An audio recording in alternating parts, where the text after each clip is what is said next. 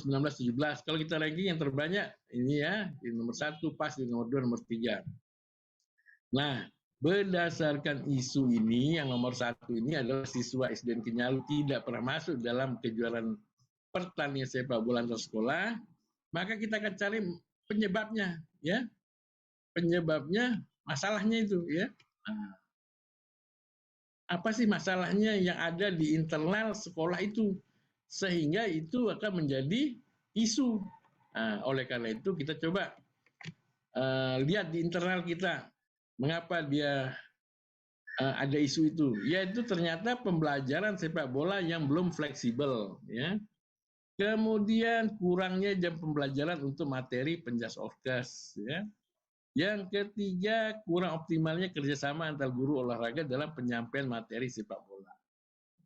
Setelah kita melihat dari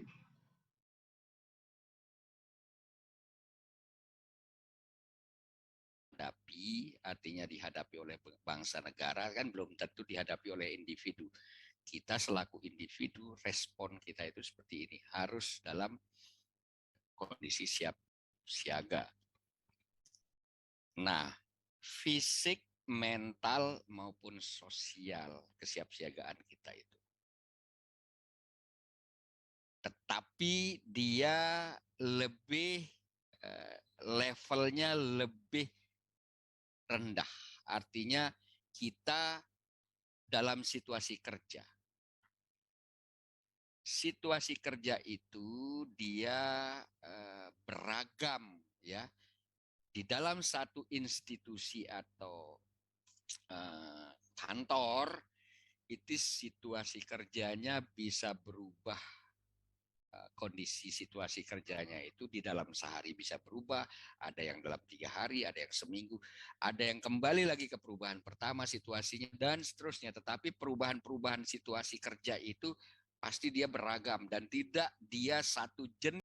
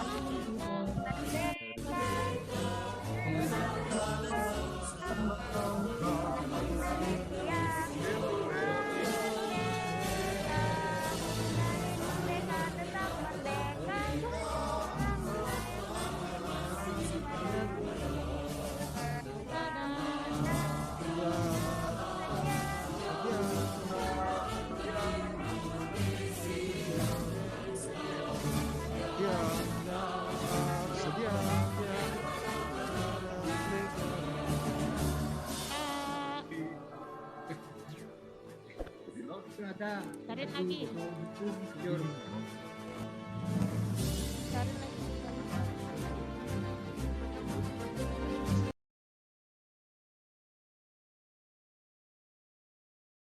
Kita harus juga sadar bahwa kita sedang berada dalam era modernisasi, di mana informasi dan teknologi itu sangat tinggi perkembangannya.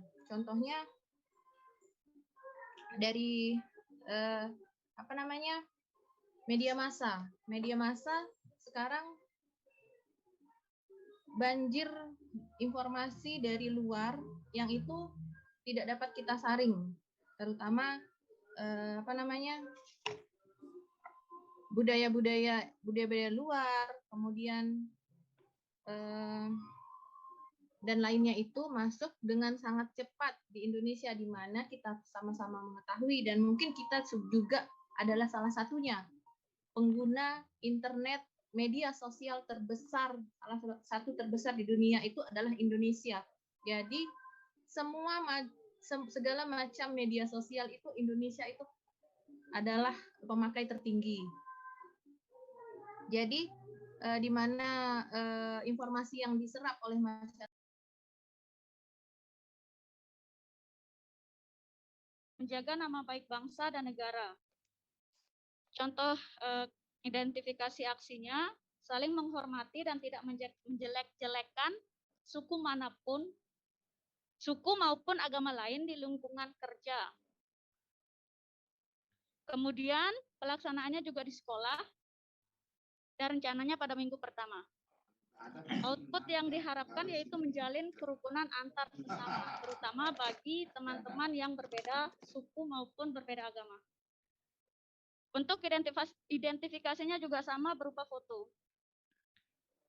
Nilai yang kedua yaitu sadar berbangsa dan bernegara. Indikator yang pertama yaitu disiplin dan bertanggung jawab terhadap tugas yang dibebankan.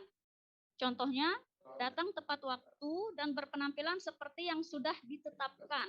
Misalkan pada hari Senin menggunakan apa, Senin, Selasa, kemudian Rabu menggunakan pakaian apa. Ini rencananya dilaksanakan di sekolah pada minggu pertama. Hasil yang diharapkan yaitu manajemen waktunya lebih teratur serta meningkatkan profesionalisme. Bentuk dokumentasinya berupa foto. Indikator yang kedua, menjalankan hak dan kewajiban sesuai peraturan perundangan yang berlaku. Contohnya,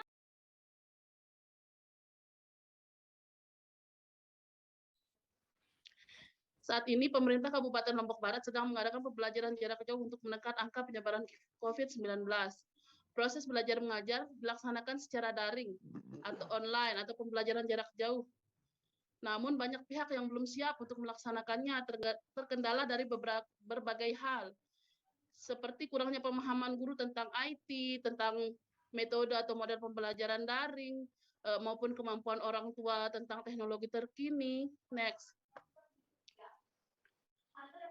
Seperti contohnya di sekolahnya Pak Hardianto misalnya, daerah untuk wilayah Sekotong sebagian besar untuk sinyal internet sangat kurang, apalagi yang di Bunmas dan lain sebagainya, sehingga masalah ini perlu sekali penanganan untuk saat ini.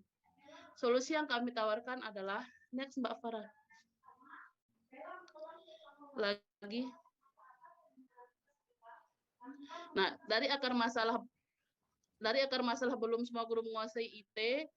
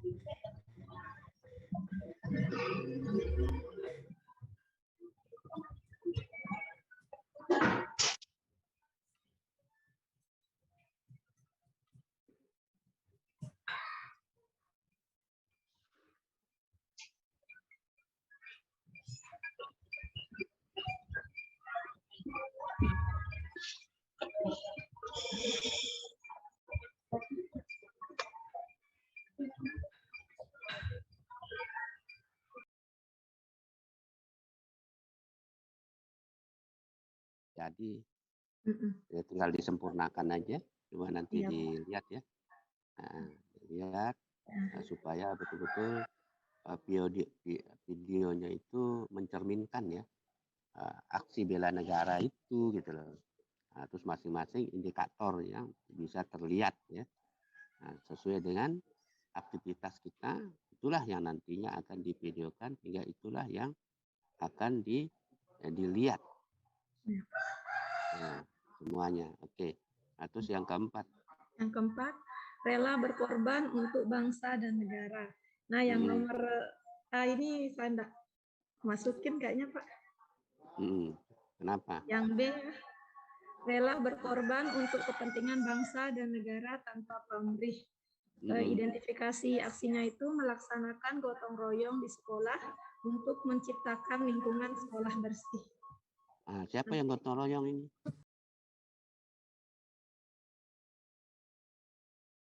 Namanya beda agama, beda suku,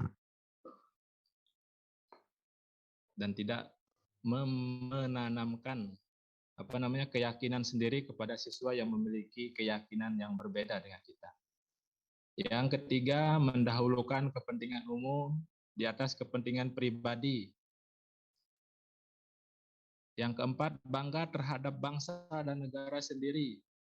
Ini contohnya mirip seperti yang tadi, yaitu menggunakan karya-karya anak bangsa, seperti kita bangga menggunakan batik, memakai peralatan-peralatan keseharian kita yang merupakan hasil karya dari dari warga negara kita. Rukun dan berjiwa gotong royong dalam masyarakat. Itu contohnya seperti kita ikut serta dalam kegiatan bakti sosial di sekolah, kita bisa bersama-sama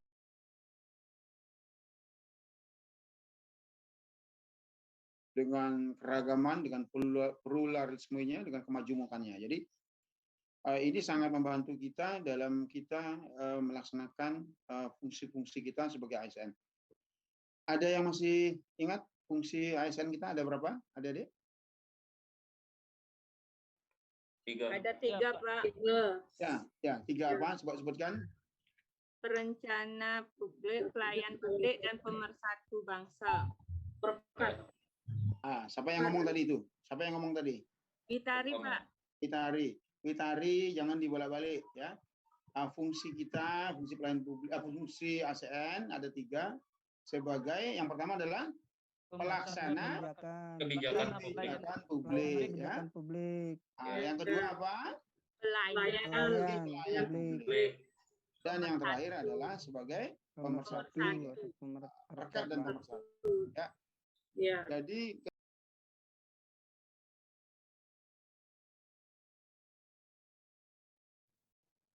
Saya coba, Pak. Ini siapa ini? Novi, Pak. Siapa? Guru Novi ini sudah bukan simulasi ya? Bukan simulasi ya? Oh, sebentar. Bukan simulasi ya? Untuk bukan fotonya simulasi. berarti untuk dokumentasi harus apa-apa. benar-benar kita. Kan ini rencana. Ini rencana. Pasti belum terwujud, tapi jangan simulasi. Karena yang ada di benak Bu Guru Novi itu adalah SMP 4 Mataram, Karangtaliwang. Ya, jadi Bu Guru Nur Hidayati harus membayangkan ada 2 sih saat ini saudara merencanakan yang mana, saat off kampus atau saat on kampus ya, karena itu berkaitan dengan penjelasan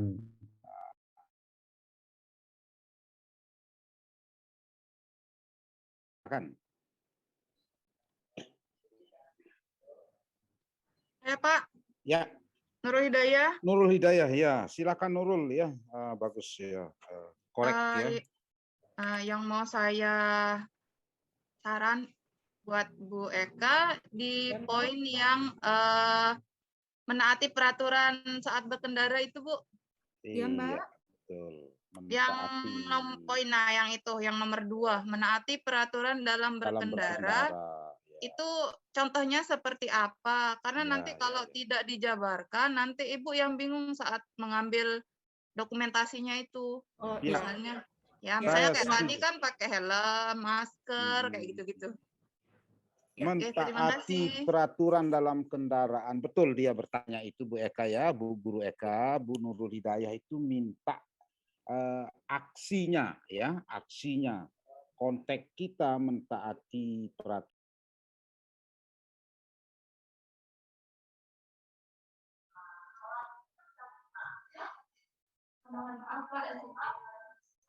Ya, ini negatif enggak? Karena pernikahan dini itu sudah negatif. Negatif, Bunda. Ketemu kita? Nyambung kita? Pernikahan dini ini sudah negatif.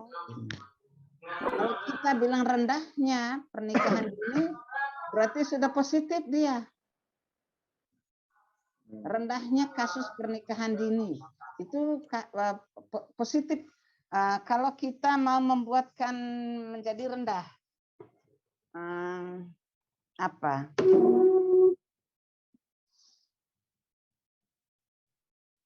Berkurangnya mungkin Bunda, berkurangnya kasus pernikahan dini.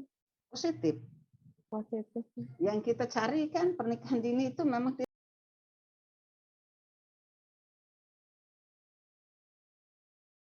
makanya terhadap pelaku korupsi misalnya, itu dari mana saja hartanya itu kan dicari kalau kerugian negara belum ditutupi.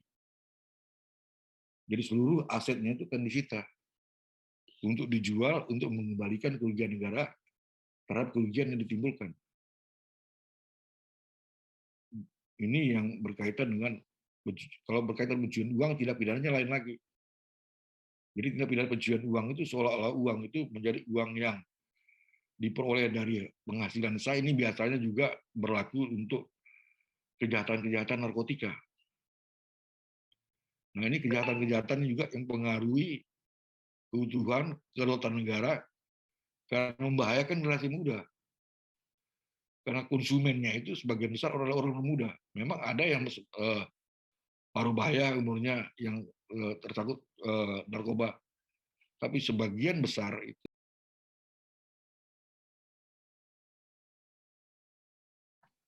Deklarasi kemerdekaan Papua itu juga. Jadi muncul dulu nih, masukin munculnya OPM dulu. Jadi jawaban dari kelompok, ini kelompok berapa nih jadinya, Mbak Sofi? Kelompok 1, Bu. Kelompok 1. Jadi jawaban kelompok 1 itu justru munculnya di sini ya, Mbak Sofi. Pertama, pembentukan, terus di bawah Papua yang kedua adalah deklarasi kemerdekaan Papua. Ya. Nah, clear ya? Nah, ternyata karena apa tadi? Dari hasil diskusi sudah dikatakan bahwa sesungguhnya yang bikin OPM dan mendeklarasikan ini adalah elit-elit yang menginginkan mengambil untung dari kondisi ini. Benar? Banyak enggak? Bukan elit politik aja bahasanya. Ya, elit politik Ya. Papua ya. Gitu. Benar sekali.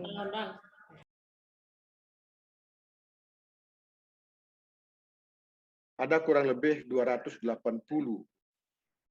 pulau yang besar kecil di NTB ini yang juga masih belum berpenghuni. Mestinya kita tidak perlu ya, baik itu ke Sulawesi, kemudian ke Sumatera, ya, kemudian ke Maluku, kemudian ke Irian. Kenapa mereka tidak kita siapkan menduduki misalnya pulau-pulau yang besar, yang kecil yang ada di NTB ini, yang belum ada penduduknya. Di situ kita berikan kesempatan kepada mereka untuk bercocok tanam. Apa saja bisa. Kalau hanya sekedar untuk tanam ubi, kemudian tanam buah-buahan, ya seperti nenas, kemudian seperti semangka dan lain sebagainya, saya pikir itu tidak masalah. Nah, cuman sekarang bagaimana kesiapan bangsa dan negara ini untuk mempersiapkan lahan untuk mereka.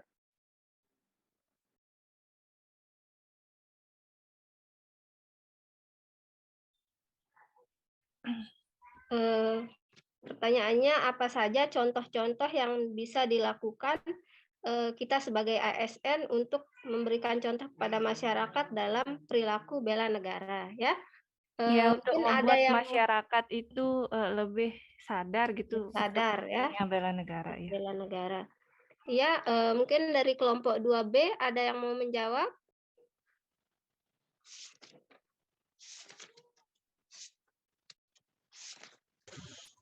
Izin menjawab, Mbak Kade. Oke, mungkin salah satu contohnya itu karena kan seperti kita yang ASN di puskesmas itu kan ada kegiatan senam bersama setiap hari Jumat. Nah, di situ bukan hanya untuk petugas kesehatannya atau petugas puskesmasnya, tapi juga kami mengajak para kader dan juga masyarakat sekitar untuk ikut senam bersama untuk menjaga kesehatan jasmaninya, untuk tetap menjaga kebugaran tubuhnya, apalagi di masa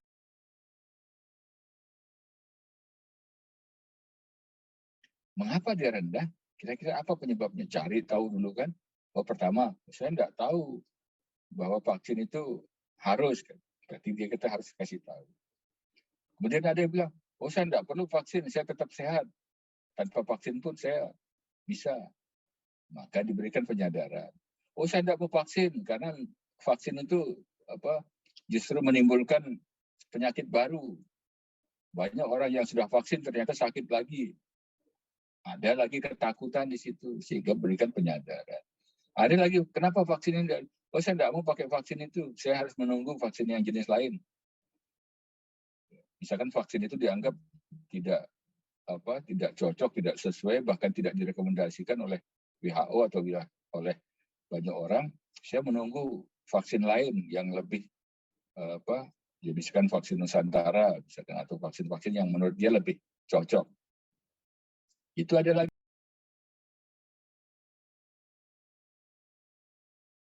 Kegiatan-kegiatan yang dilakukan. Pelayanan publik, cek lagi, lihat lagi apakah kegiatan kreatif yang kita lakukan ada perspektif pelayanan publiknya, bagaimana memberikan pelayanan yang baik. Ya? Ya, Bu. Siap. Baik, yang berikutnya adalah whole of government. Whole of government ini adalah satu mata pelatihan yang mengajarkan kita, membimbing kita untuk mampu melakukan sinergitas, mampu berkolaborasi, mampu berkoordinasi, tidak saja dengan tempat kerja kita, tidak saja dengan institusi kita, bisa tidak nanti adik-adik melakukan kerjasama lintas sektor, bisa melakukan kerjasama dengan puskesmas lain, agar terciptanya satu kesamaan langkah dalam